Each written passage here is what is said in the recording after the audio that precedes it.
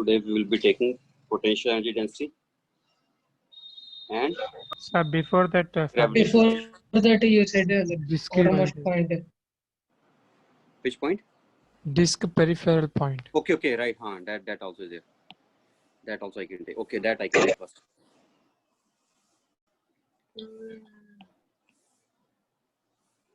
Good morning. Good morning. For the disk at the periphery.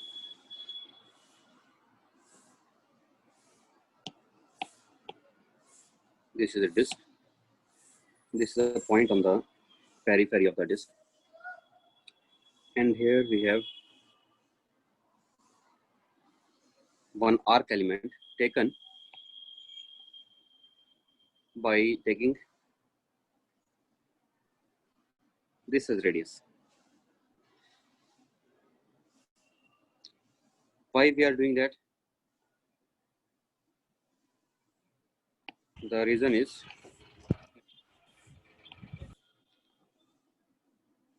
all the points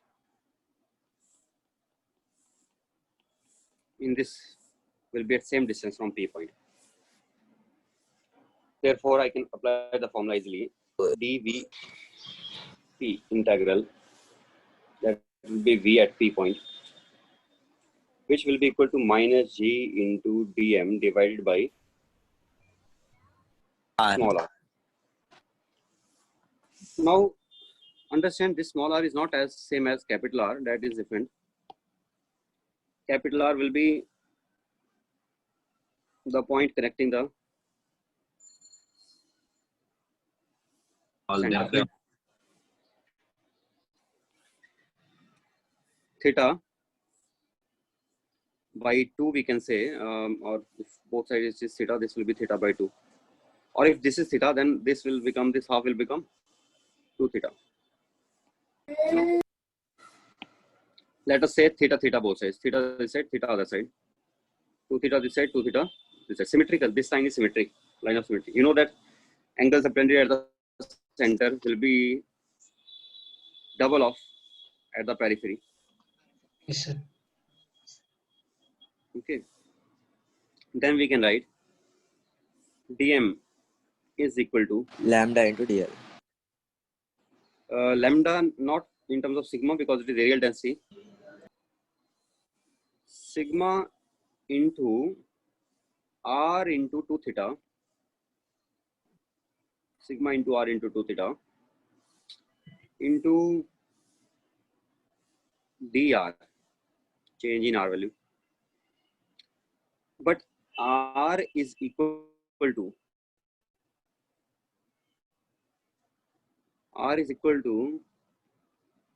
in terms of capital R, this is also theta, r cos theta, and here also 2r cos theta,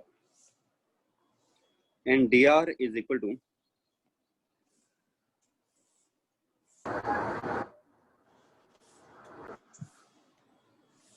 minus sign cos theta, derivative will be minus cos sin theta d theta. This is what we are doing, and although I am putting sign here, but I am not interested in signs again. I know I will write magnitude-wise potential, and overall potential should be negative at last. Why? Because due to mass, it will be always negative. So I will use that method.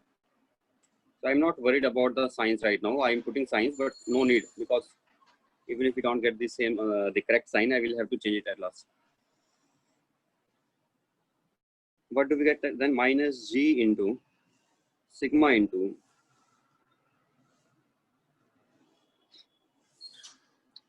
2 into r cos theta.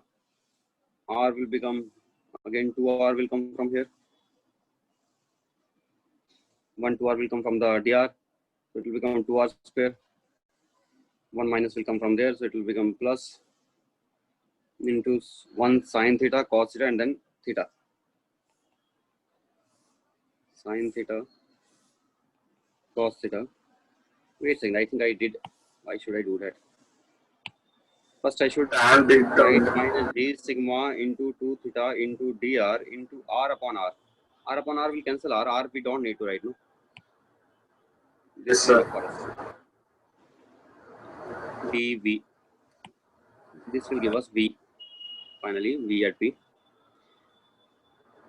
Minus g sigma into 2 common theta inside. And what more will come from dr? From dr we will get 2r. minus 2. Then minus minus will become plus. And here 2 will become 4r.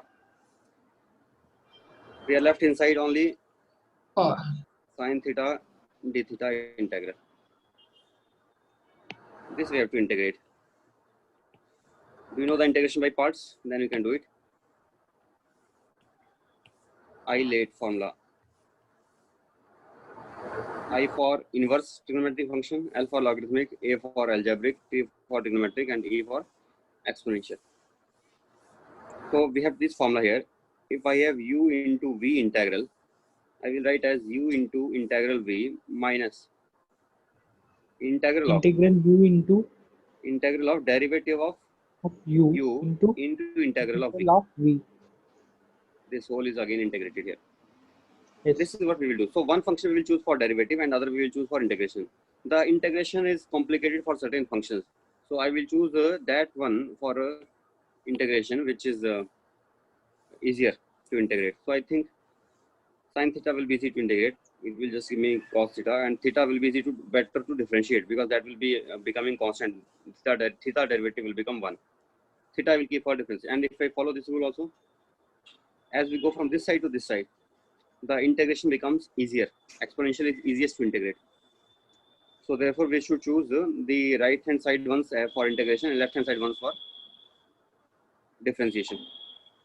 Then we write g sigma 4r, leave it, just forget it, and then start thinking about theta into sine theta d theta. That I can write theta into integration of sine theta minus derivative of theta theta dash, that will be 1 into integration of sine theta d theta, and once more into d theta, because we are integrating 2 times. So then we will be getting theta into cos theta, I think minus cos theta minus theta dash is 1. Sine theta we have to integrate cos twice. theta d theta. By 1 times it will become cos, again it will become sine. So it will become minus sir. sine theta 2 times Sine because we are theta. integrating. Theta dash is 1 here. Derivative of theta is 1, so it is just 1 only.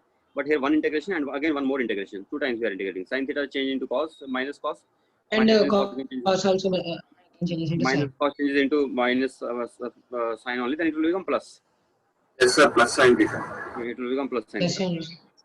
And then limits will go from theta, from where to where it can vary. We notice it can vary at 0 to up to this place we could have gone. So it could have gone up from 0 to pi by 2.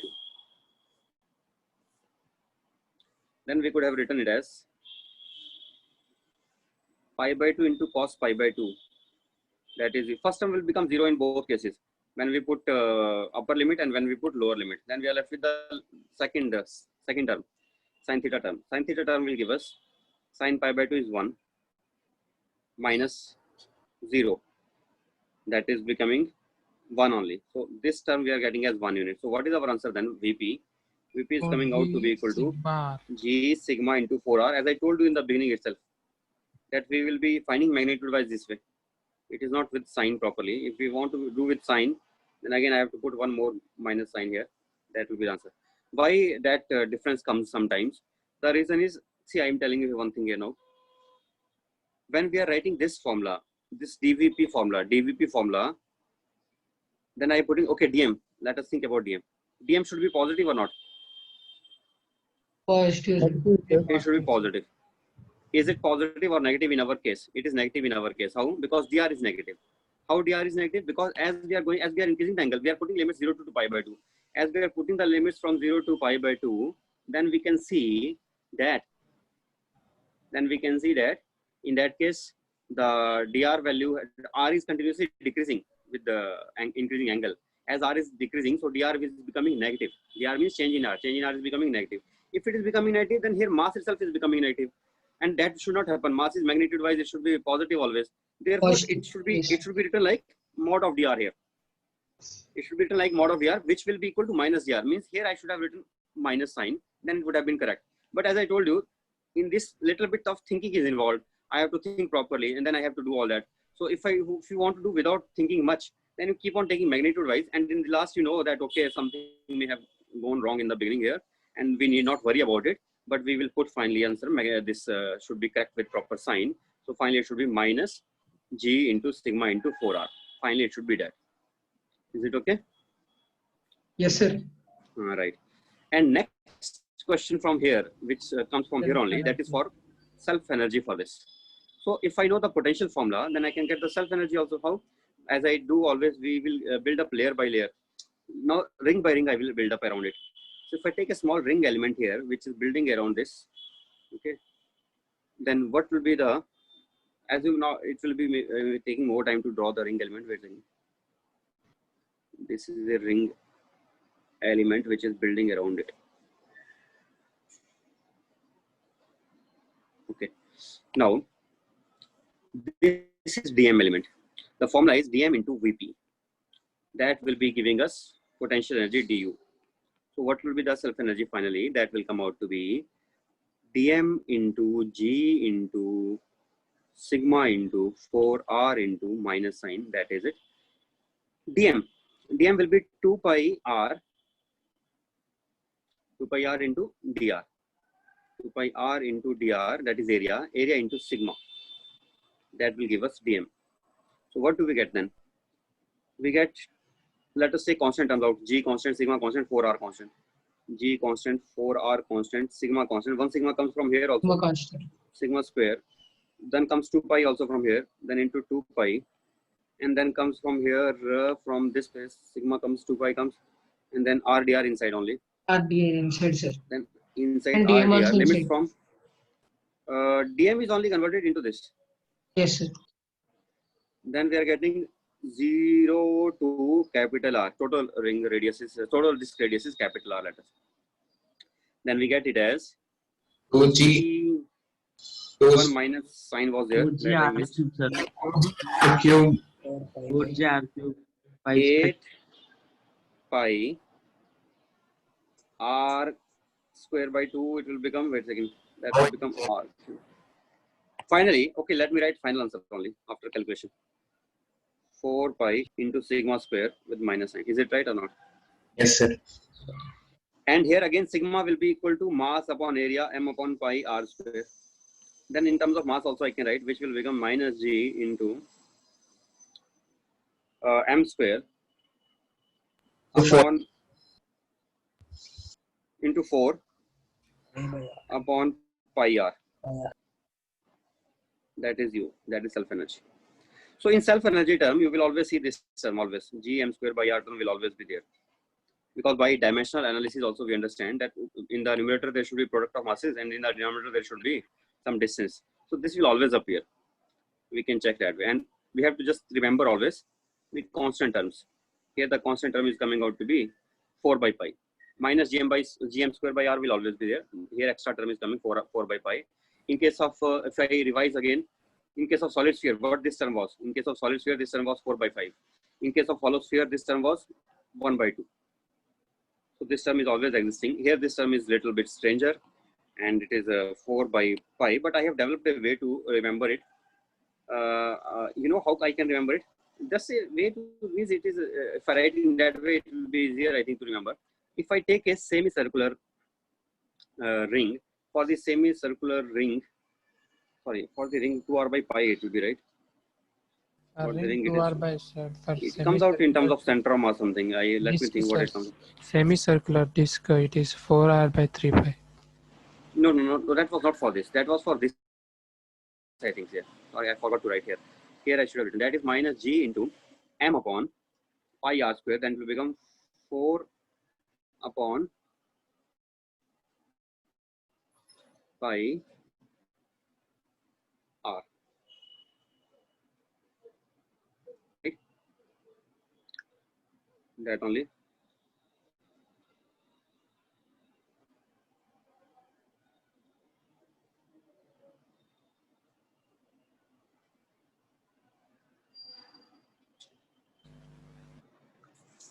I have written once in terms of center of mass, but I am not able to remember how I did that.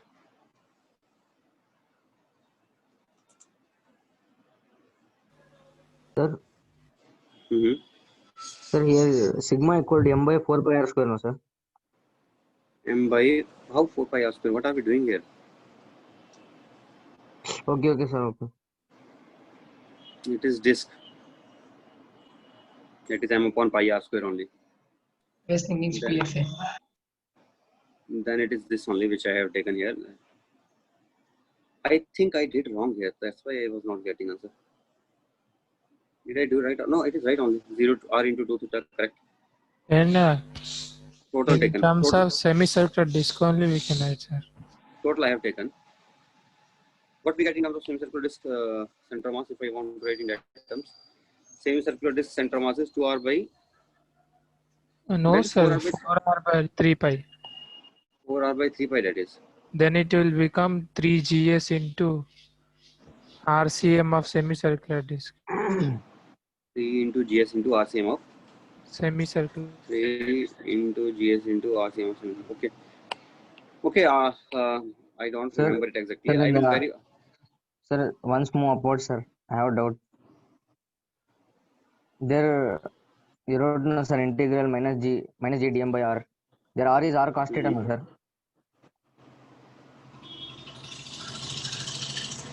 Distance from that ring to point distance P. from which point it should be. If I'm finding the potential at P point, then it should be the distance of the masses from P point. These are all are at a distance r. Then only it will become minus Cos into theta theta. only, sir. It is. Then r will be equal to 2r cos theta only. Okay, sir. 2 times adding it as There is nothing wrong. dr will be minus 2r into derivative of cos theta, that is sin theta into d theta only. Correct only. Okay. Yes, So I sir. think nothing is wrong, but I sometimes I don't remember the formula, so then I become a little bit doubtful. Maybe this is the only formula. I will see it somewhere what the exact formula is, and okay, I think it is correct only. Although anyway, let us then move on to the next question. And Sir, maximum all are coming in terms of center of mass only. Sir. what?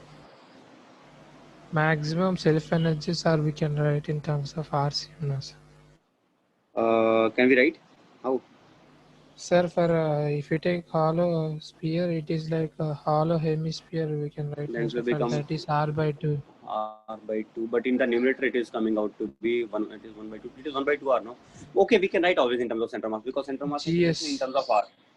But here I wanted to write because it comes out to be, I think, I don't know, but I remember that it comes out to be, it came out to be something beautiful in terms of center mass. But right now I'm not seeing that thing here. And that is making me feel suspicious. That is it correct or am I remembering it wrong? In terms of center mass, I felt that it used to come something nice. But now, although I'm not finding that thing there. Now it seems not that simple also in terms of center mass. In finding self energy, what are the elements that you consider, sir? For finding self energy, I have considered the entire disk and the ring element. This is the disk. In that disk, I am adding dm element. If I am adding dm element in that, then what will be the potential energy of this new element which is coming into it? That will be having potential energy dm added into potential at the periphery, dm into vp. Okay. So what is vp? Vp we already got g sigma into 4r. We already got vp. Not here. That's why I thought I'm remembering it. Oh my That God, is for here I did total, wrong. no, sir. That should be 4 small r here. 4 That's sir. why. Yes, sir. Because I was remembering that it comes out to be very beautiful in terms of center mass at last. But now I could not see that. So it is r square. If it is r square, then what do we get? Then we get it as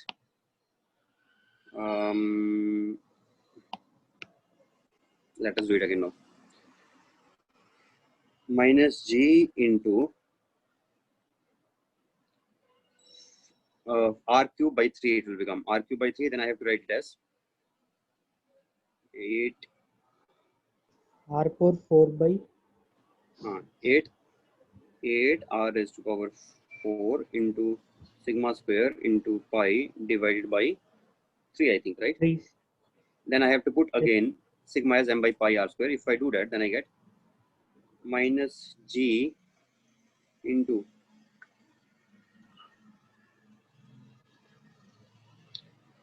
Sir, why R power 4, sir? Capital R will not be there. Capital R will not be there, no, sir.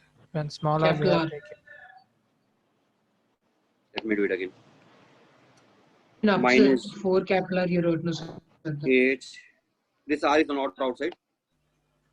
Not there, sir. Not there, sir. Okay. That is minus g into 8 pi sigma square into r raised to power 3 by 3. Is it okay? That is equal to minus g into 8. Put the value of sigma in this and then see what do we get. Wait for some time. I am charging my pen. You can write it down by that time.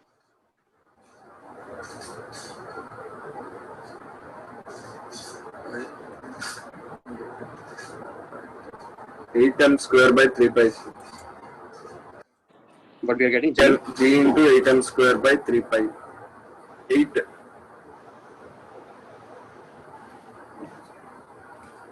3 pi and nothing like r, etc. No, sir. R 3 pi r.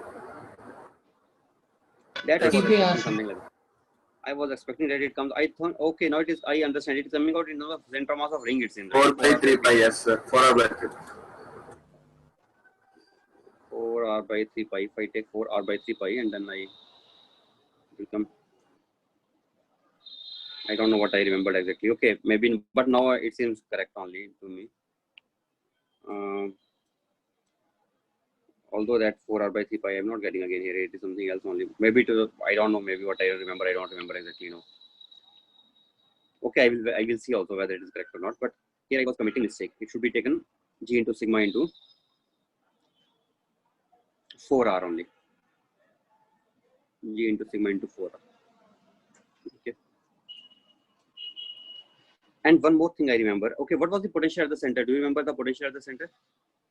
Potential at the center is equal to, for the ring, potential at the center was g into sigma into 2 pi into r.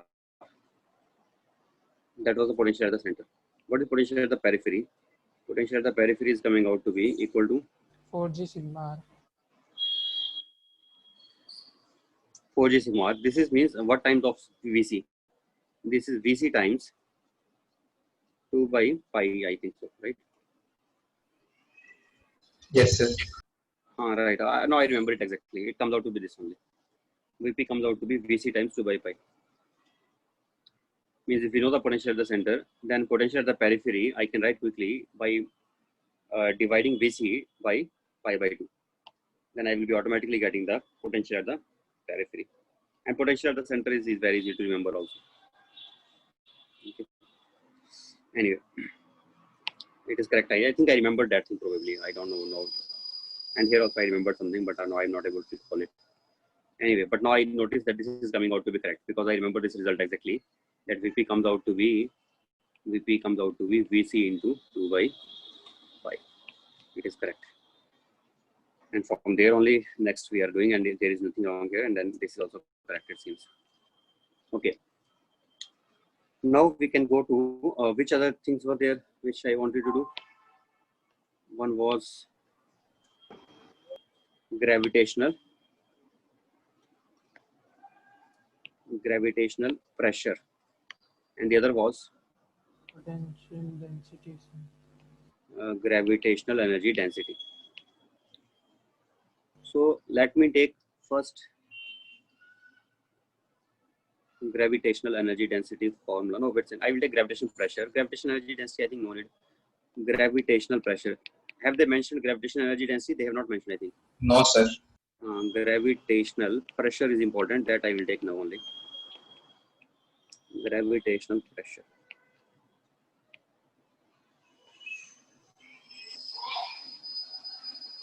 So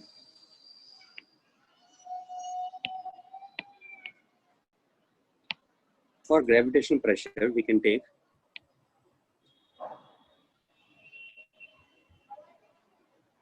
what causes the pressure on a surface. The weight which is lying above causes the pressure on a surface. So if I have a small tunnel here, and within this tunnel, I want to find the pressure at a distance r from the center of the tunnel, small r from the center of the tunnel. Here I want to find. Then I have to calculate the weight of the material above it. I have to take some element, and I have to find dm DA. g. What will be that weight? Now, because here it is varying, dmg will become, let me take small element here. If I take a small element, on that small element, let us say from above side and from below side. Above side pressure is P1 and from below side the pressure is P2, and the distance as it increases, goes down, the pressure increases because the weight will be increasing as we are going down and down. More and more weight will be falling on the surface, right? This length will become more and then the weight will become more. So I can say that P2 can be written as increase in extra pressure P plus dP, and this one can be written as wait a second. I can say this is P and this one is P minus dP. It is little less pressure. So this width is, let us say, dr, and area of this is, let us say, A. Then rho into area into dr will be the mass, and mass into g will be the weight, and that weight will be balanced by, what will be balancing that weight?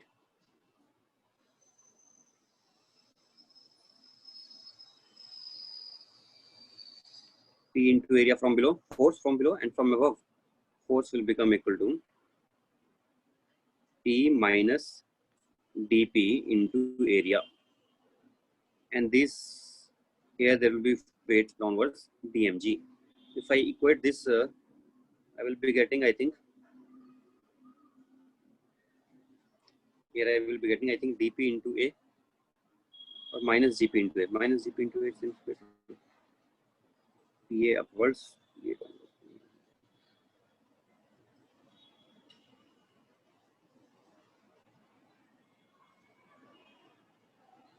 dmg equals to dps.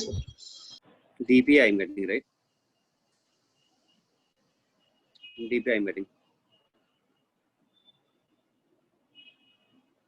With R, the pressure is decreasing.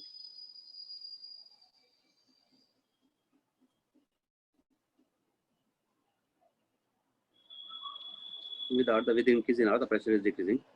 So I am getting dPa.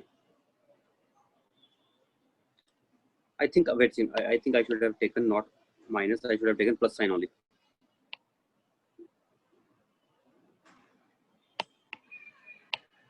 Let me take a example for, I don't know why they are putting gravitational pressure also this week, not required although, but okay, we will take. Usually I myself also take always before only, but mentioning it in the syllabus is strange. I will, because pressure concept itself is not clear to the students till we do fluid mechanics. Let us take example from the fluid. From there you will understand the things properly. If I am at a depth y below, if I am at a depth y below, and then I am at a depth y plus dy below, this is dy column length, then the pressure changes from, as we go from bottom to this top to bottom, it is becoming P plus dP here. Here it is P plus dP into area is the force, and from above the force is P into area. And that force is balanced by dmg. dm can be written as rho into area into dy into g. Here gravity is constant only because it is a small container, it will not change much. So I will take g to be constant. Then what do we get? The relation from here. We are getting, I think, dP into A, P plus dP into A upward force is equal to P into A downward force plus dm into g downward force, which finally PA cancelled. dP is coming out to be just rho into g into dy, or I get dP by dy is equal to rho into g. Okay. dp by dy is equal to rho into g. If I do this thing now, if I go against the gravity, if I'm taking the height of this h from here, and from here I'm taking up to this point, I'm taking height as h, then I think I can say h plus y is constant. Then I can say dh plus dy is equal to 0. Then I can say dh is equal to minus of dy. Then I can also write dp by dh is equal to minus rho g. You understand that? Yes, sir. Hello? Yes, sir. Sir, Yes, sir. Right. So we can write dp by dh is equal to minus rho g. We can do that also. Because h plus y is constant. Height we are taking from the base of the same point, for which we are taking the depth as y. For that I am taking height as h. And their related total height will be constant of the container. So I can say h plus y is constant, dh plus dy is equal to 0, and dh is equal to minus of dy. So by that,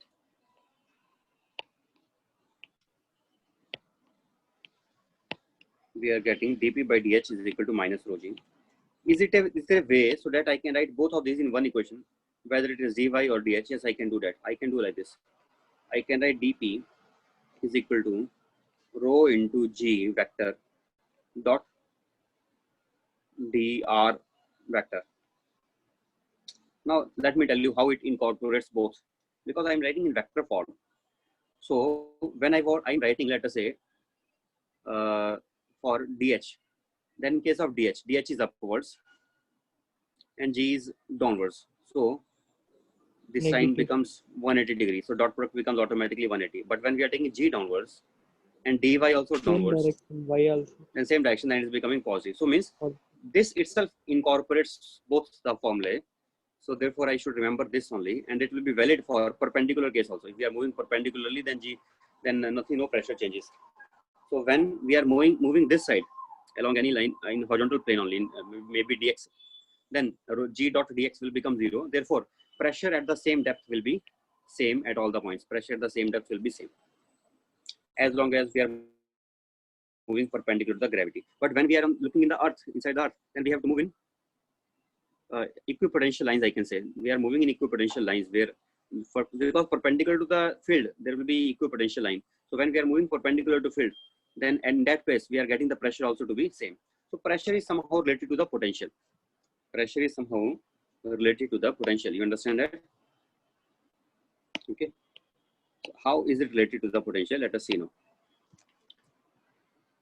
We know already that g dot dr is actually equal to minus of dv, because g is nothing but e here, and we know the formula for e dot dr.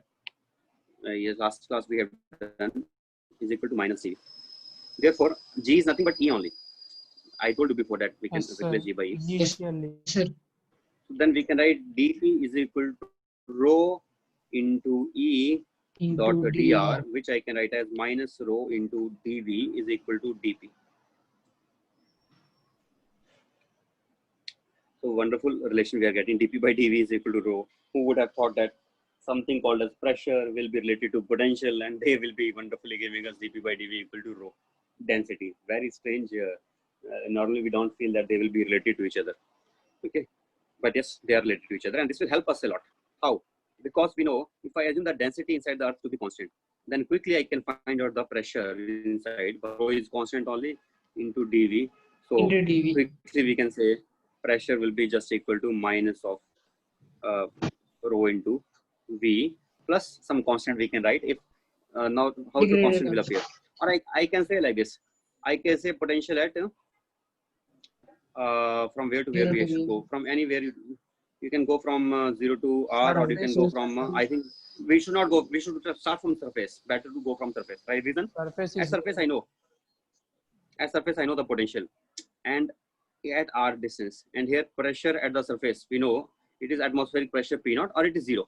If atmospheric pressure is neglected, and normally we neglect atmospheric pressure as compared to the pressure inside the earth, because inside the earth it will be much higher pressure as compared to atmospheric pressure. So P is I am assuming to be 0, and inside I am assuming it to be gravitational pressure P at a distance r. So what P will come out to be now? We are getting it easily. P is coming out to be equal to minus rho into V at a distance R minus V at the surface, which is equal to again minus of G M by R. Okay, that is giving us finally the formula for pressure, gravitational pressure at any point inside. What is that? That gravitational pressure at any point inside is coming out to be equal to minus rho into BR, V at a distance R, plus GM by R. EM by Now, a point is, into rho. do we know what is VR? If we don't know the formula for VR, then how to do it? If we don't know the formula for VR, then how to do this? Then I recommend that you can not necessarily have to write in terms of potential. I just told you that there's a relation, and that was interesting, so I told you. But in fact, I will not prefer that. In exam, I will do it in this way. I will start with minus, what was dp the is formula? equals to minus rho I will into start d. with Rho into G bar into dr. I will start with dp by dr. Dr is in which side? Dr is opposite to the gravity, so it will be giving us negative only. dp by dr will be equal to minus rho g, and g I will write as g surface into small r by capital R. That only I will do. And then I will write dp is equal to minus rho outside, gs outside, r outside into small r into dr integral. That will be easier way to do in fact. And then I will take the limits from maybe r to capital R, and here I will take the limits from pressure at r to pressure at outside, which is atmospheric pressure P naught, which I will put finally 0. I will put it approximately 0. Okay, and then it will be becoming, although it is large pressure, but as compared to the pressure deep inside us, it is much less. We can neglect it, and sometimes they may give us solid in the vacuum. In that case, also otherwise also we have to neglect it. So then we can write it as, what will it become? And then it will become P naught minus P will become minus rho into GS upon R into R square by 2 minus small r square by 2, and here P naught minus P multiply by minus both sides. I will be getting P minus P naught. Atmospheric pressure is P naught, and is equal to rho into GS by R into R square minus R square divided by 2. That is it. Finally, then P at a depth inside the solid is coming out to be just rho into G at the surface divided by R into 2 into R square minus small r square. Is it okay? Yes, Okay or sir. not? Right. So this is how we will get it.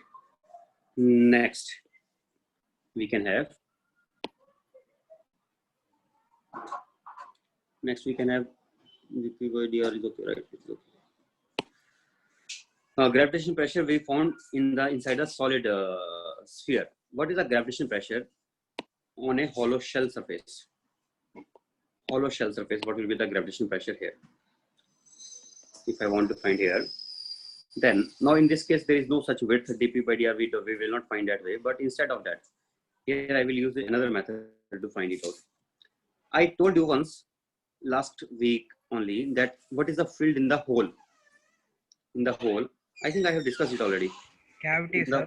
Gravitational field in the hole, in a small hole in the surface of the shell, hollow sphere. Hollow sphere with a small hole. What is the field in the surface? I told you that we can find out the field by taking the local. GM by 2 By local field will be equal to local due to the disk here will be equal to the due to the remaining part. So due to the remaining part, I have to just find the same as due to the local part, and due to the local part, it is G sigma 2 pi. I will take it like infinite disk, and if I take it like infinite disk, then it comes out to be G sigma 2 pi. That is a field due to the local part. Let me write it in another way. Sigma is mass upon 4 pi r square. So I can write it as G into m upon 2 r square. Why I am writing in this way? Just to tell you one thing, that it is very simple. It comes out to be G at the surface total divided by 2. Means 50% is due to the local part and 50% is due to the remaining part, and total comes out to be, if I want to see here the net field is what? Outside the net field due to the mass. Due to the mass disk, due to the disk it will be towards the disk, and due to the remaining part also it will be downwards only. and one part has contribution GS by 2, so other part also will have GS by 2, and the total becomes total surface GS, which we know. So 50% is contribution due to the remaining, and 50% is due to the local. Although local part is very small part, it is such a small mass here, but why it has same contribution as this total? Reason is it is very close, and we know if it is something close, then the contribution will be more due to that part.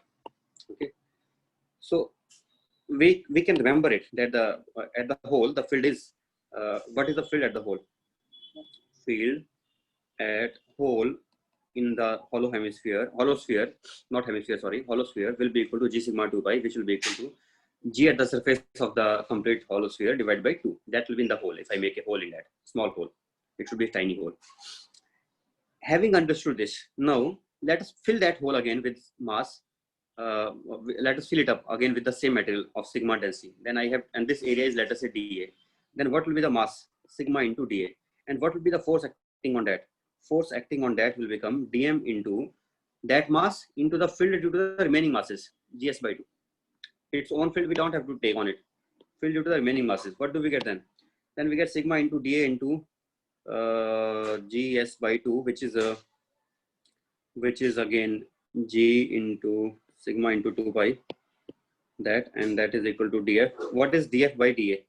dF by dA is coming out to be the gravitational pressure, and that is coming out to be equal to G sigma square G 2 pi, sir.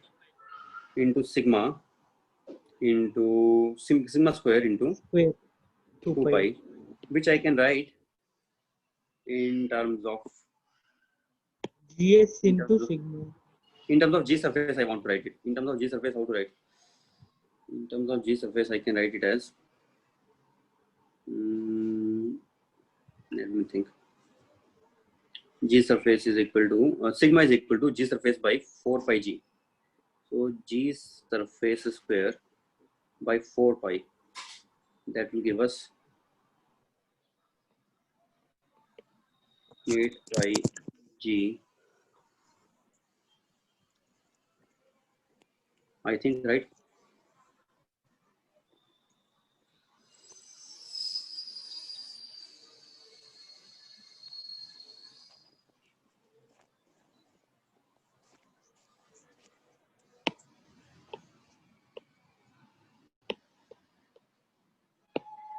That only or not?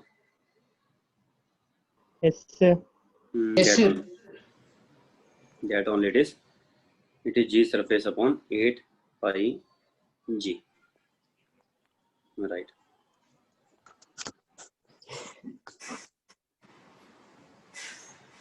Now, I will add one more thing here, but wait a second, after this. This is gravitation pressure. Force of this unit of this will be Newton per meter square. One thing here I would like to add, that by gravitation pressure I can get the force back. If somebody asks me, what is the force acting on this part here? This part. This is a hollow spherical shell only, but I want to find out the force acting on this upper part, shaded part, due to the unshaded part. How to find that?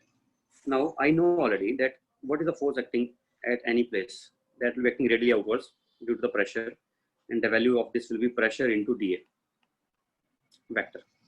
That. So if I add all these P into dA vectors, then P will be constant at the surface everywhere. Pressure will be same. That will be this thing. You can call it as a.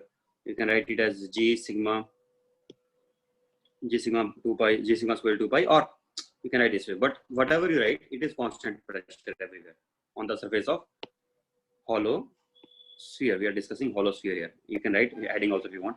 This is the pressure on the hollow sphere. Before that, that work is already over. That was for the solid. Now, how to write? Sir, in before one G sigma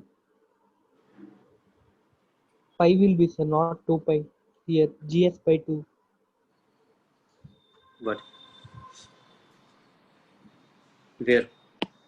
Here? Yes, sir. What is the problem here? GS is G sigma 2 pi, no sir. GS is G No sir, sigma no 2 sir. pi. I was confused. G That sigma is 4 pi, sir. 4 that pi, is sir. that is G sigma 4 pi. Sorry. Then I think correct only, right? Correct only sir. Correct only. So we can remember this formula G sigma square. No need to remember. In fact, derive it quickly. It will not take much time. But yes, this thing we can remember. That this thing I usually remember it. You can also remember this one. That at the surface, the 50% is contribution due to the local and 50% is the contribution due to the remaining part. So if I want to find out what is the field at the hole, that will be half of the total field at the surface. That I can remember. That will be half of the total field at the surface. Okay. Now, what is okay? I wanted to find the net force. Net force will come out to be by integrating df.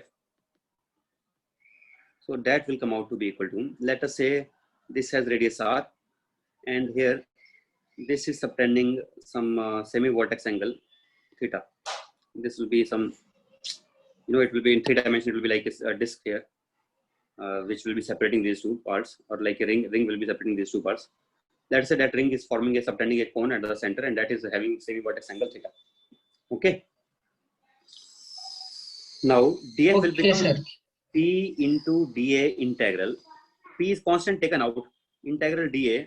If I integrate a vector, then I get the effective net area vector. What will be the net area vector of this? What will be the net area vector for this? Net area vector will be obtainable this way. If I take this curved surface here, right? This is the curved surface, and with base with ring, then I can take this area vector has two components here, one horizontal and one vertical. Vertical will add up, but the horizontal will cancel. Horizontal will cancel, sir. So finally, it will be vertical area. If finally it is vertical area, Means if down area vector is surface base area. It area equals vector is to sir. vertical, then area should be horizontal. If The area pi vector r is square. horizontal, therefore I should take which area vector? I should take the horizontal component of this total. So Base horizontal area component will sir. be whatever lies on the flat disk. ఏంటి A r square sin square అదే theta. సరిగ్గా AR square A r sin square sin square theta. Sir, Shiva you Sai, stopped who is video. somebody was, I was hearing some background noise. Anyway, I so will it is take, P sir. into A.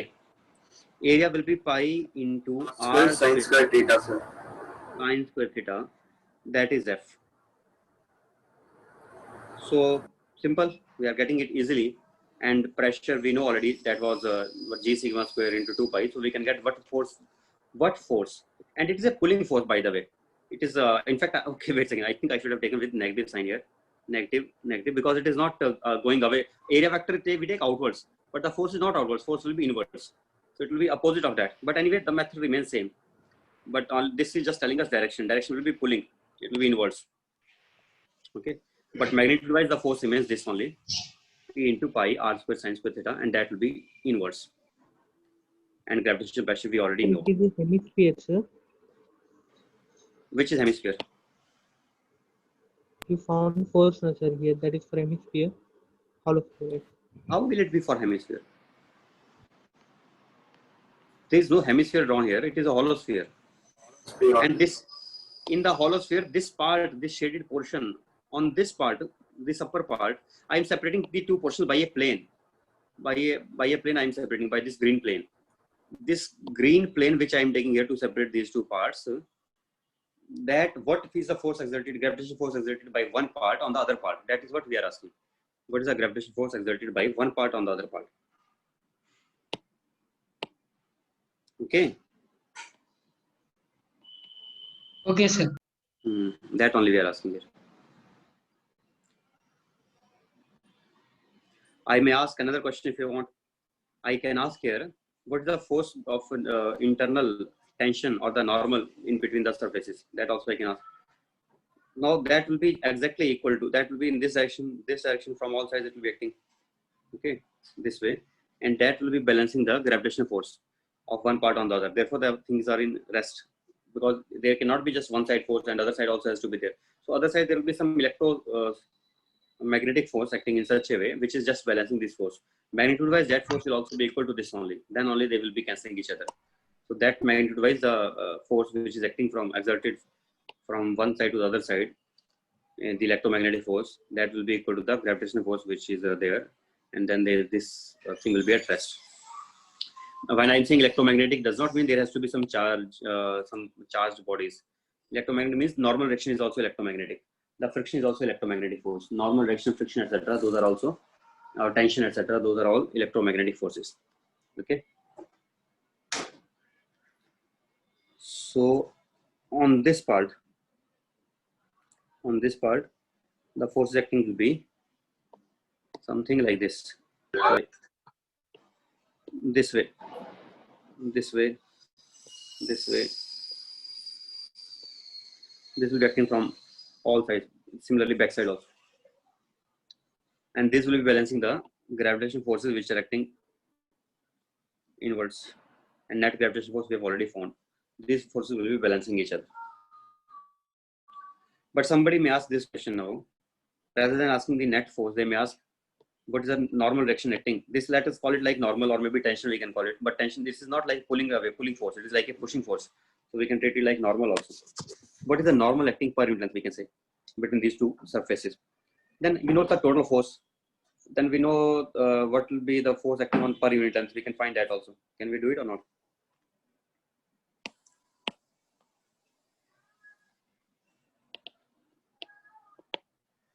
Let us take some length here, small element length here, in this part. In this part, what is the force acting I want to find? Total I know. Total is equal to this, that is upwards. But angle also I should know. What angle this here, this is, let us say dn here, dn acting here. What angle this dn makes with the 91 theta here, 91 theta here. No, sorry, theta here, and here it is 90 minus theta. 90 minus theta. So I can say dn cos of 90 minus theta means dn sin theta. Dn sin theta is vertical force. Dn along y-axis total will give us ny, and ny has to balance this upward force. Has to balance which force? This has to balance the gravitational force, which is equal to Downward this F force, magnitude. rho, F in- S, rho by R square sin. It means I can say that dn sin theta integral will give us F magnitude. But I know here sin theta is same for all these. All elements will be having same angle with vertical. So sin theta can be taken in common into integral of dn will give us F magnitude. What is integral of dn? That I can find out from here. So integral of dn will be n, and that is equal to F upon sin theta. by sin theta. Yes. So that we are getting.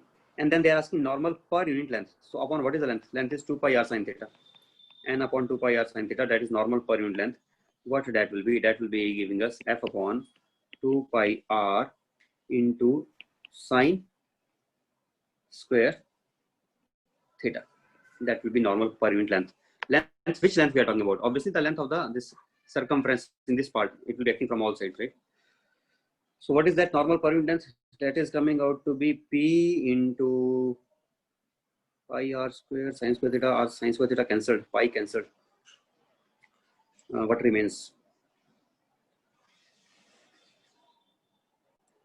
I think r remains and 2 remains. That is normal per unit length. Force per unit length. Acting in which place? It is coming out to be PR by 2. So I think, and by symmetry also we know that it should be everywhere same. So any mass, any part you take on any part, any random shaped part, normal per unit length on any part here will be always equal to PR by 2. It is independent of angle, it is independent of anything. It will always be constant. It will be always same PR by 2. Okay. It will be throughout, it will be same only everywhere. Okay. It will be like a pushing force exerted from one part to the other part.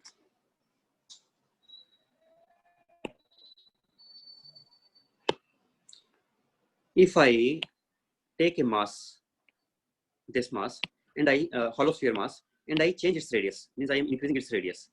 By increasing the radius, will I decrease the potential energy or will I increase the potential energy?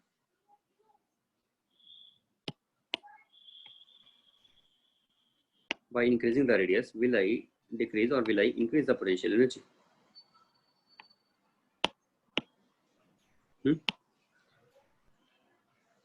Decreasing. Sir.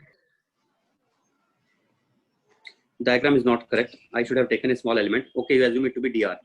It is dr, and initial radius was r. It is increasing to dr. I know the formula was half. Remember the constant remaining will always be there, minus g. I remember this only. Otherwise, it will be difficult to remember so many formulae. Half is the formula for this. Half comes here, right? Half into minus gm square Yes, by sir. r. Yes, sir. That is the potential energy. And r changes. R increases here. R, let me write it smaller. It is variable here, and r is changing. Let us say from r to r plus dr. Then by that, what potential energy I am making to in changing here? I can find it out. I am changing it du by dr. What it will be? It will come out to be half of minus g m square by r into derivative with respect to r I want to take. That is coming out to be equal to what? Half of gm square by Of r. minus GM. It is coming out to be equal to into 1 by r derivative of 1 by 2 r. r square. Derivative of 1 by r will be minus 1 by r 1 square. by r square. 1 by r square, right? That only. Hmm. So notice one thing now. We know that minus of du by dr will be the force, right? So it is somehow Yes, giving us sir. the magnitude. It is giving us the magnitude of the force, and force upon total area will give us the pressure. Let us find in this way. What is it coming out to be? Small r G square. m square upon 2 small r square. Sorry, small r square. So upon r square. Sorry.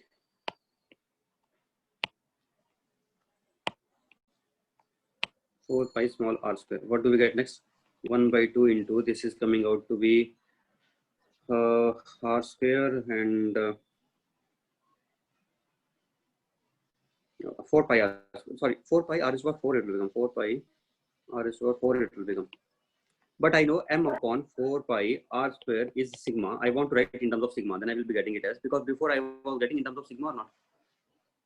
Yes, in terms of sigma. G sigma square 2 pi. I'm trying to find out, is it same or not? It should give us same. I know that. But let us check it once. G sigma square into 2 pi. Same, sir. Same. You check the calculation once, but I did not calculate actually, but I was confident in the results, so I wrote it directly. You check the calculation also. Are we getting that or not?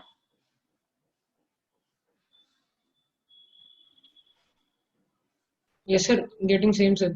Exactly, we are getting same. So it is really wonderful thing. See how the things are related and how by one way we can get, how by another way we can get. One more thing I would like to tell here. Notice that the gravitational field inside the shell was 0. Where the gravitational field was 0? Inside the shell it was 0. Inside this part there was no gravitational field. In this shaded portion there was no gravitational field in the beginning. But after we move it outwards, then the gravitational field stops existing. In which part it stops existing again? It stops existing in this part also. It stops existing in this part because this also comes inside the shell. So the gravitational field in this shaded part also becomes 0. So now it is a different interpretation here. I will give you another interpretation of.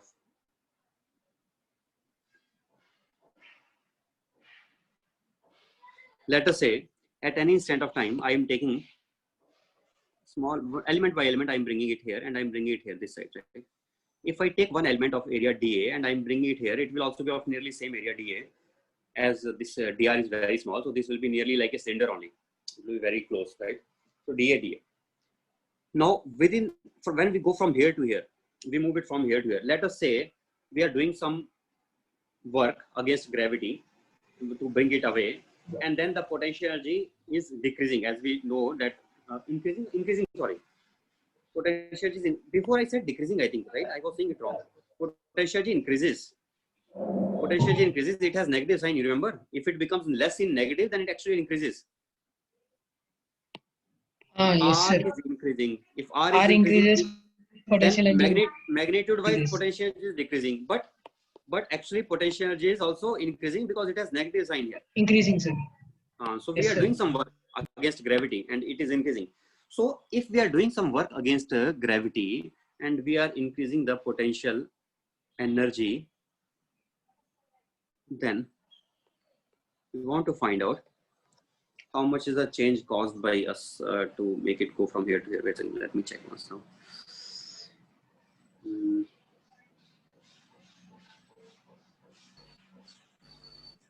Negative. Okay.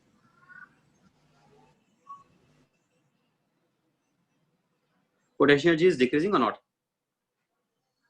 So yeah, du Increasing. by d. Respective model, it was decreasing, sir. Du by d? No, wait a second. As R is increasing, keeping mass same, then we know that denominator increases. Denominator increases and the potential energy, it is negative sign, so it is increasing only. Potential energy is increasing in this case. Potential sir. energy is increasing. Decreasing. It Yeah, is so increasing du only. by dr is also positive, no, sir, greater than 0. It is increasing only. Potential energy is increasing, right? Correct. Du by dr is also positive, so that way also we can think that potential energy is increasing. Okay. All right. Correct.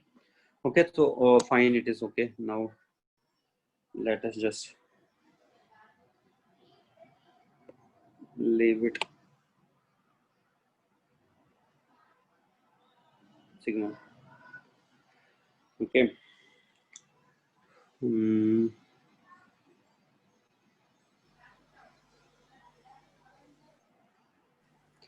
Right. Okay, so it is enough. Now we can go to next. Work energy theorem. What is the next topic? Just pass. Next was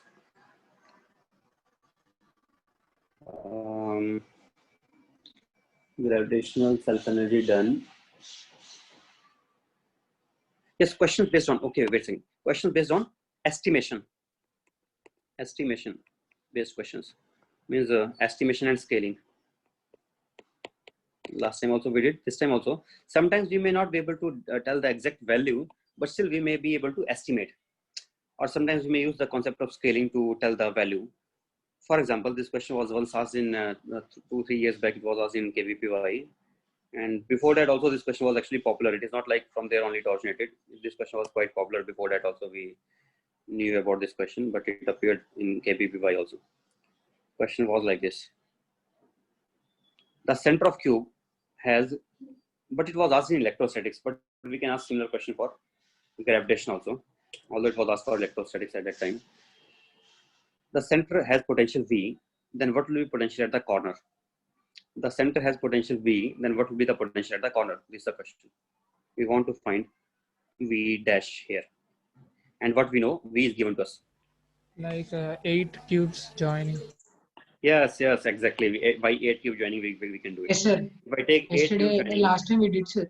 if I take 8, that we did for field, but this time we can do it for potential also, same way. And in potential, there is one more advantage actually. In field, it will be, the fields can cancel each other, but the potential will not. Potential will not cancel. It will just add up like scalars only. Okay, so I will take a smaller portion of that, and I will take 8 such small cubical portions. And for each cubical portion, this will turn out to be a corner. Then what will be the contribution for each portion?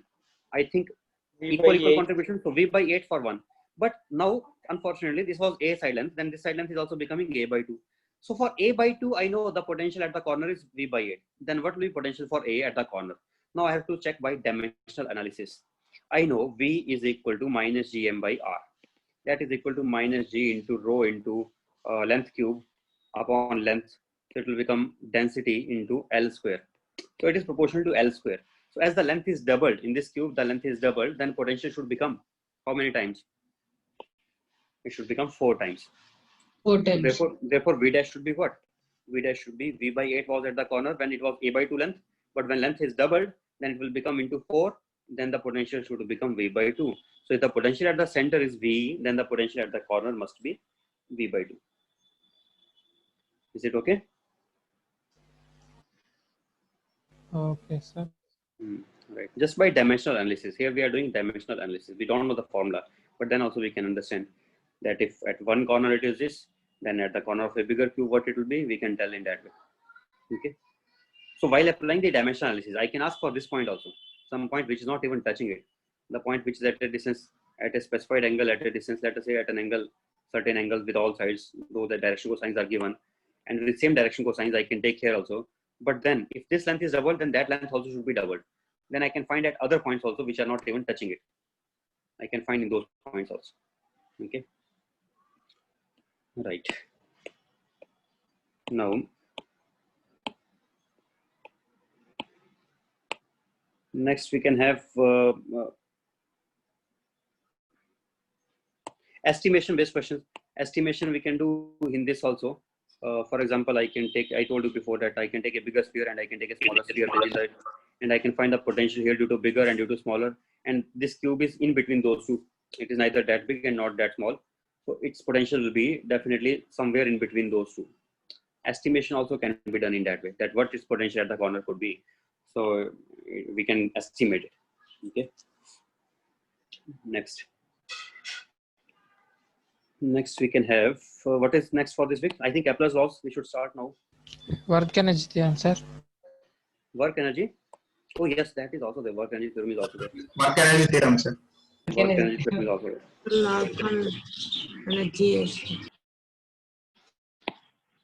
Theorem is also there, but I'm thinking, I told you work energy theorem we can do easily if I know potential. Then I know potential energy. If I know potential energy, then I can find change in potential energy. If I know change in potential energy, then I can use Kinetic energy find also.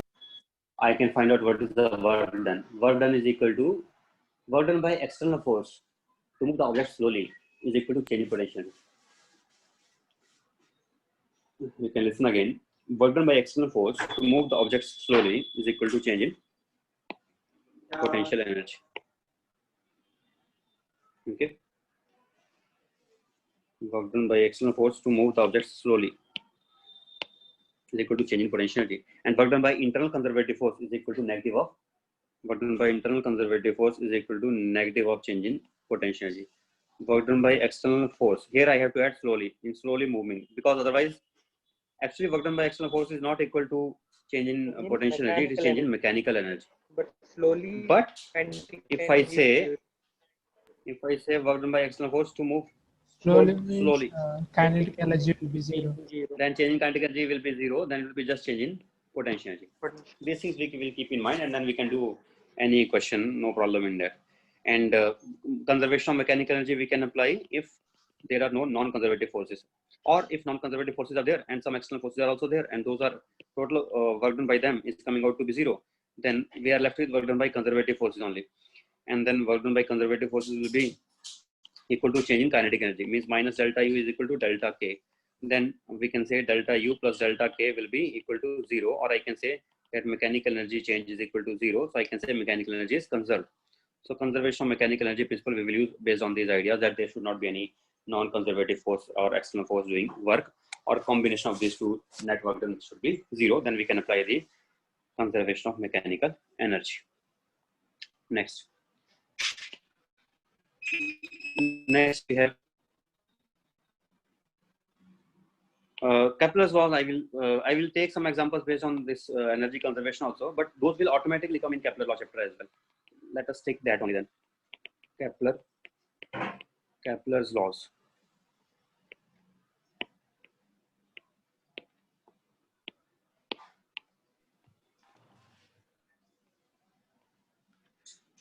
In Kepler's laws, we have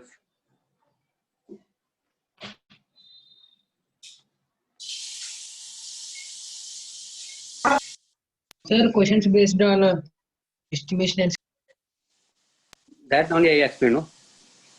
Estimation, how to do estimation. There can be several questions in this. This is not ending here actually, but our idea is if you are having idea how to do, then you can do as many. Otherwise, if you are not having idea to do, then you cannot do. So I'm giving you just idea, but this is obviously not the complete set of the questions. There could be many questions which I can frame here. No limit. Okay.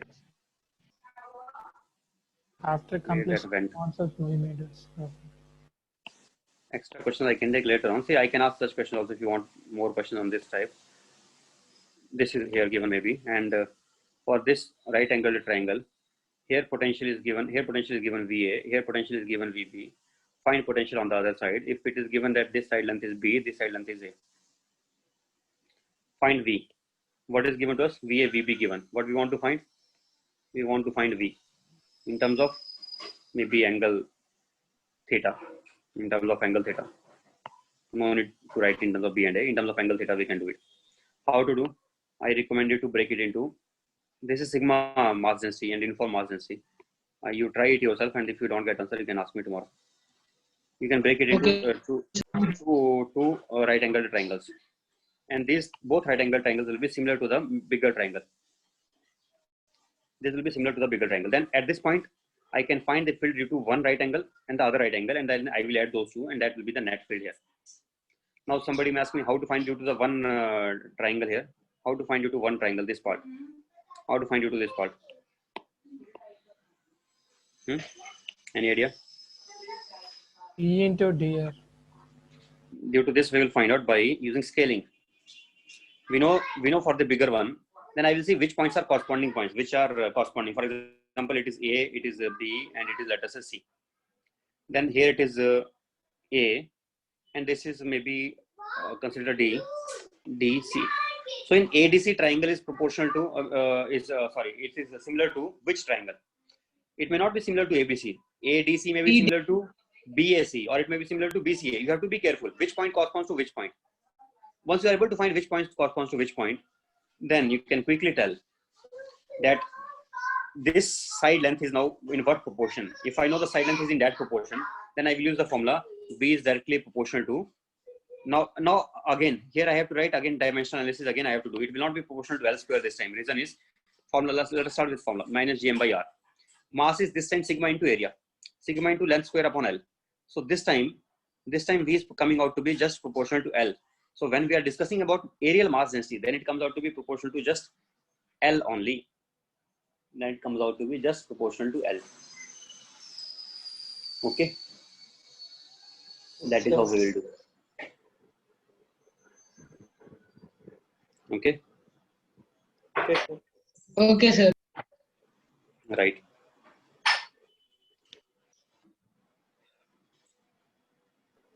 Correct. Okay, we will see this one, and then Kepler's laws.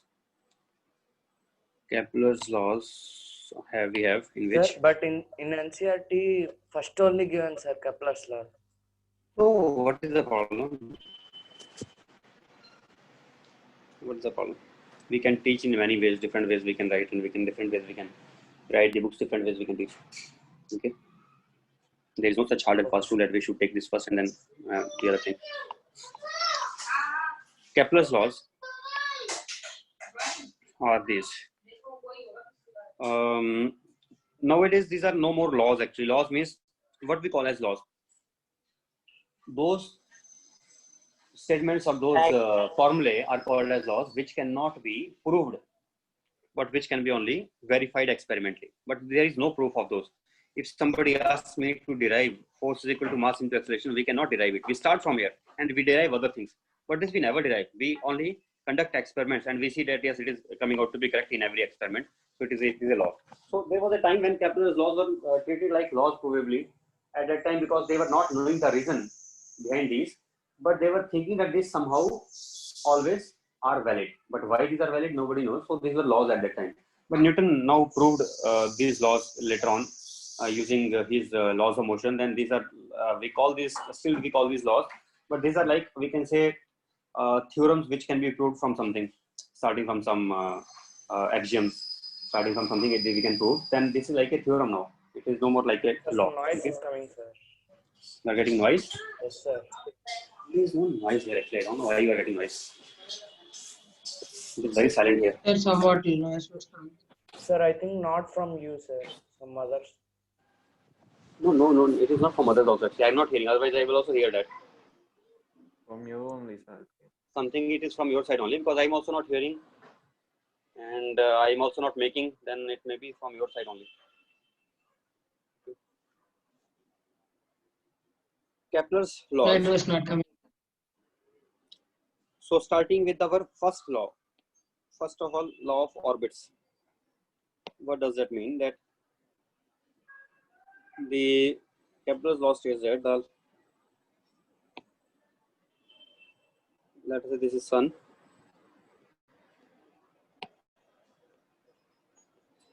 This is the planet. Here it may be planet. Planets will be revolving around the sun, with sun lying at, in elliptical orbits, with sun lying at one of the foci, one of the focus. In one focus there will be sun, and in other focus there will be nothing. Other focus is just empty space, vacant space. There is no significance of other focus. We see nothing there, and there is no importance of that also. It is just lying somewhere in between, but sun lies at one of the focus, and the planets are revolving around the sun in elliptical orbits. That is first law of orbits. It tells us about what is the shape of the orbit.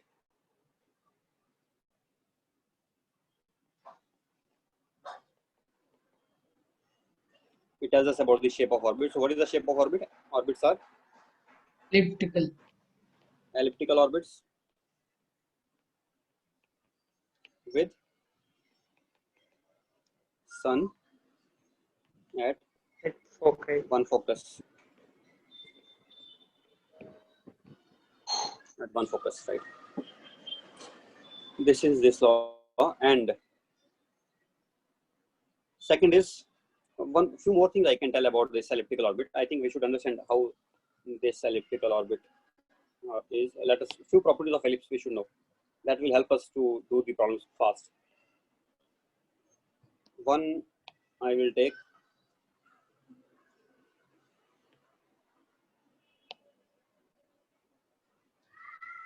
focus F1 and the other one is F2. Some terms are there. First of all,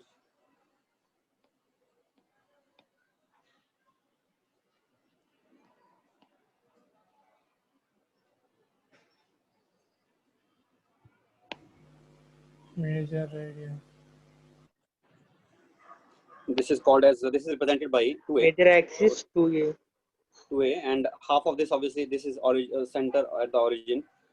So center of ellipse is at the origin, and half of this will become a. These are symmetric because, and other side 2B, sir. yes. A and B. Other side we take it as 2b. Let me represent it here.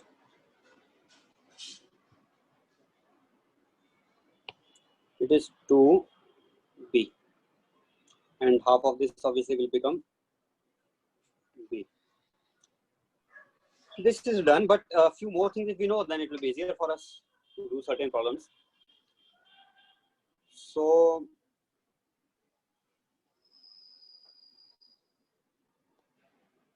this thing, this distance, sorry, from focus to the center distance is called as represented as AE, sir. AE. It is some proportion AE. of A. It is some fixed proportion of A, and that proportion we call represent by E. Means E times A, and E will definitely be less than 1. Why it will be less than 1? We can see that A is Totally from center to some the fraction of extreme. A. It is more distance. This is more. A is more obviously, and it is one fraction of that, so it is AE. Also, from both the focus, these are symmetric. If it is AE, other side also it will be AE. It is a perfectly symmetric diagram. And this distance is actually, it happens to be A. Constant. This also happens to be A. We can remember it. It will be good for us. This is A, then obviously which others will be A? Then this also will be A. Then this also will be A. Then this also will be A. These are all A. This will be like a rhombus here. Rhombus, sir. Yes, sir. And AE done, this done. This is B already. B. And this is AE. So what is the relation? We can see it is a right angle triangle. We are getting B a relation. square equals to A square of 1 B minus C square. square. B square plus A square Plus into A B square square is E equal to square A is square, equal or to A B square. square is equal to A square into 1 1 minus 1 minus E E square. square. That is B. We can get E in terms of A and B also. We can get E as, in fact, I will prefer to do something here. Let me write E something here. A square minus B square by A square. Let us say this was sun here, and or maybe I can take sun in any place. It can be in any of the focus. At a time, it will be in one, obviously. It cannot be in both at the same time. Let us say it is here. And this angle is, let me take it something theta. If I take this angle as theta, then I think I can write E as just cos theta. Let me take it phi.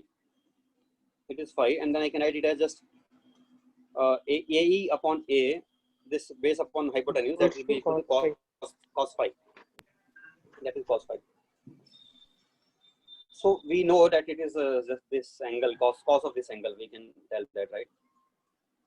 And B will be equal to obviously A sin phi, right? There is one other important thing here which I can take, and that is this thing here. It is interesting again. This is called as semi-latus rectum. What is latus rectum? Latus rectum is, if I take a total line, Perpendicular to major this axis is total. passing through focus. This passing through focus and perpendicular to the major axis. Yes, this is called as major axis. X-axis is the one which side is lengthier, longer.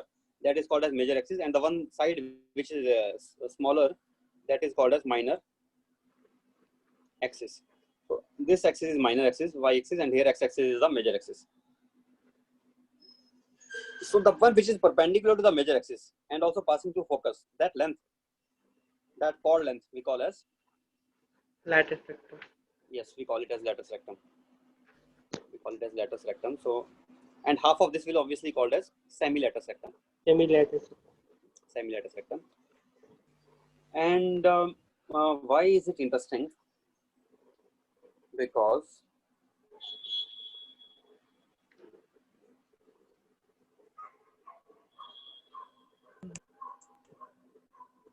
let me tell you why is it interesting. Wait a second. Let us say from the focus to one side, F1 to one side, this distance is R1, and the other side from, I should take the distances from the sun. From the sun, one side, let us say distance is R1, and from other side, it is, let us say, R2 distance. Okay. The one which is closest to it, this we call as aphelion, and the one which is farthest away from it, we call it as, sorry, wait a second, I think this away one we call as aphelion, and the closer one we call as perihelion, I think so. Perihelion, and this will be aphelion.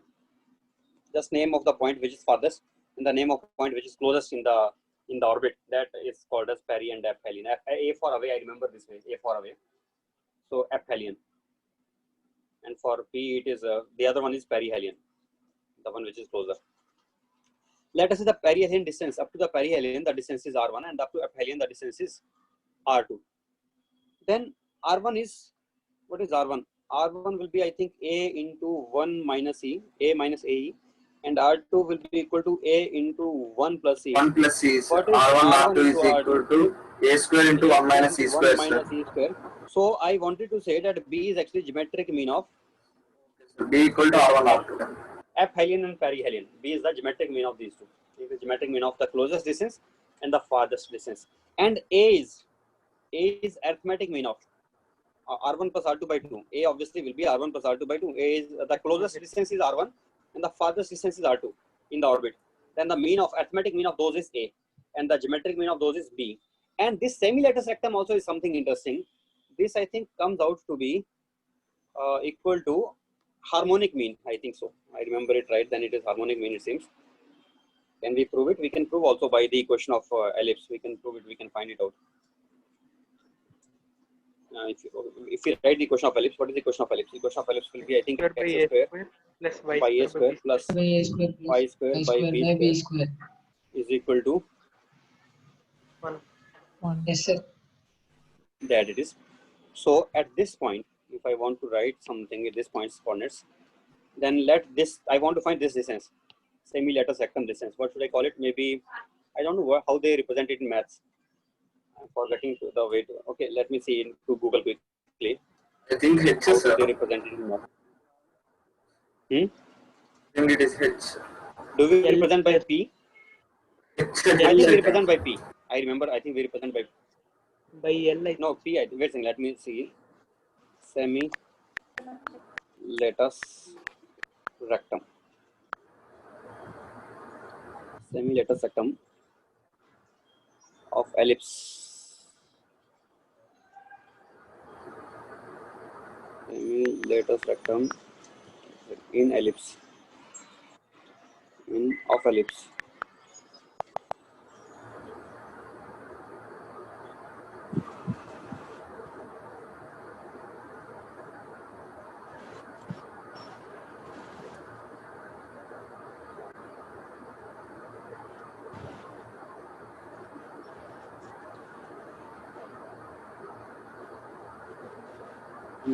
This is ellipse and focus vertex.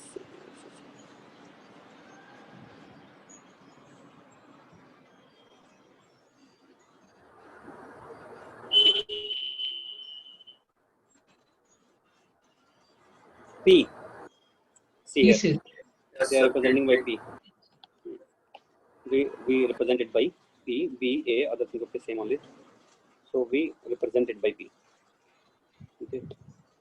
And let me see if other thing is very interesting something here.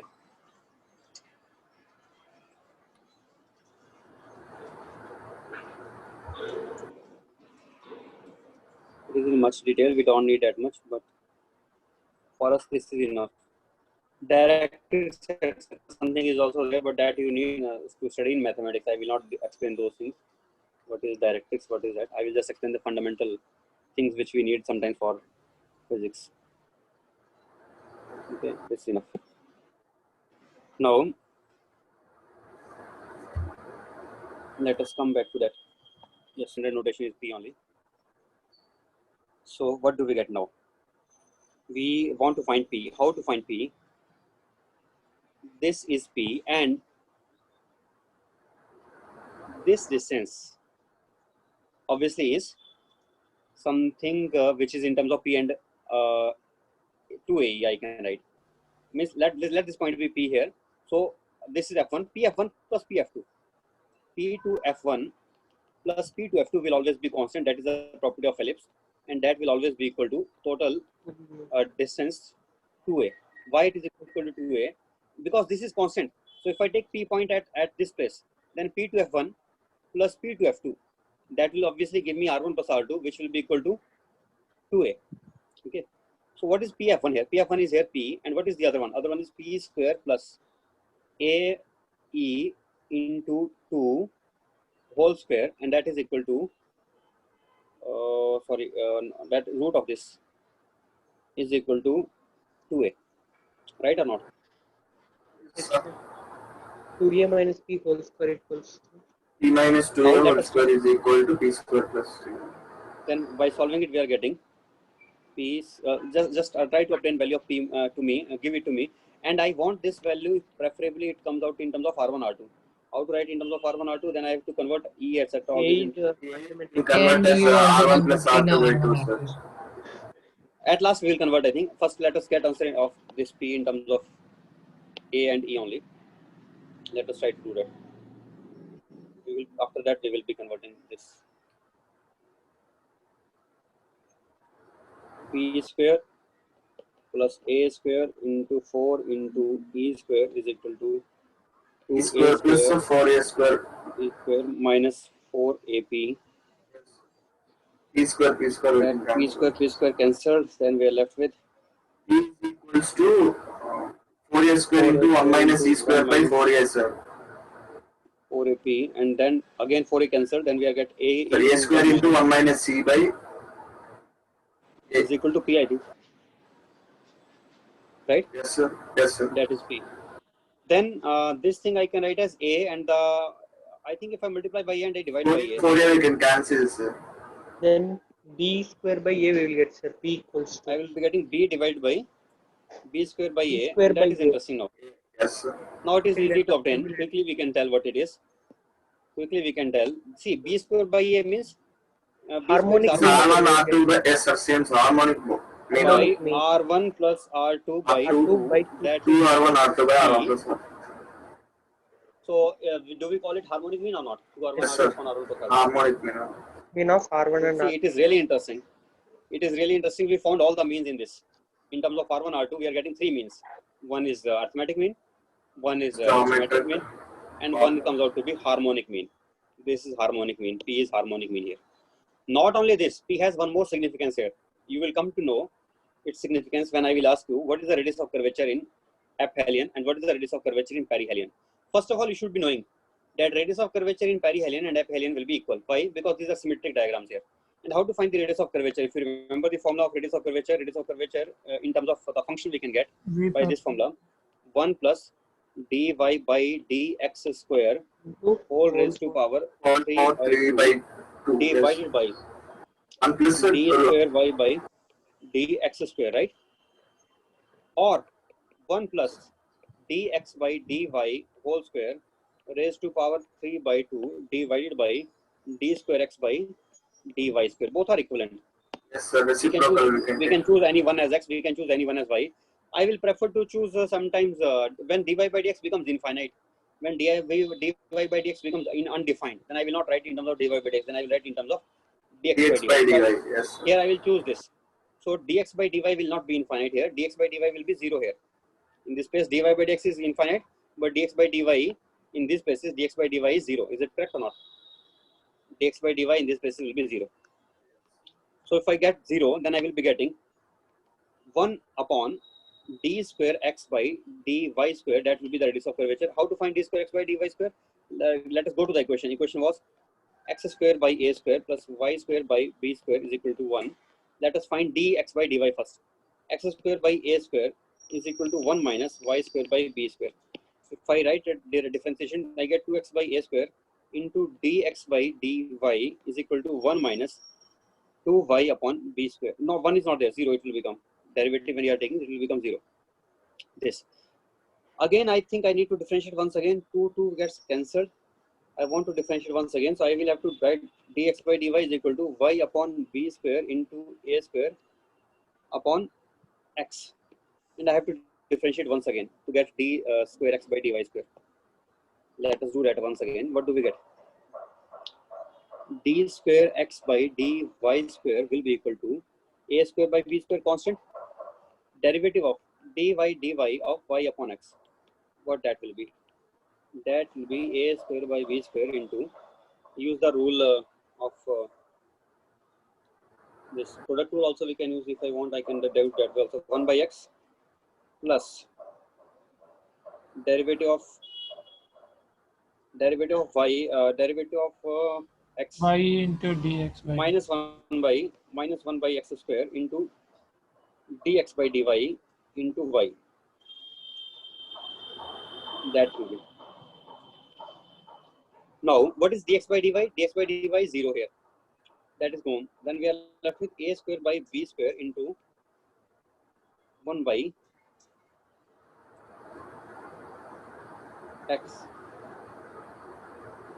What is x? X is obviously from origin. If I take the distance up to this point here, I am finding here or here, and both of these points are at a distance a. Then I will take x as a. At last, I will put that x. Then I will be getting it as a upon b square. Notice what we get. Wonderful thing. D square x by dy square. We are getting this, and radius of curvature was 1 upon d square x by P 1 by dy square, which is equal to lattice rectum. b square by P. a. Again, same thing. P, which is semi-latus rectum. Again, we are getting the same thing again. So it has wonderful significance really. That this also gives us the radius of curvature of perihelion and aphelion. And what do we mean by radius of curvature? Radius of curvature means if I assume this to be a part of a circle. Circle. If I assume this to be part of a circle here, and here also if I assume it to be part of a circle, then that circle will have radius equal to p. Yes. That circle will have radius equal to p. Okay, that will be equal to p. So fine, we are able to do this, and Time is up, sir. time is up. I think we should end it here then. I will try today. This is just law of orbits. In elliptical orbits, I will try to do one more thing if possible. Otherwise, I think that I should do at last. I think so. What I can do before. I want to derive the equation also for this in terms of polar coordinates maybe, but I think that I can keep for last. Before that, I will do some other laws, law of orbits, then law of areas, and then law of time periods.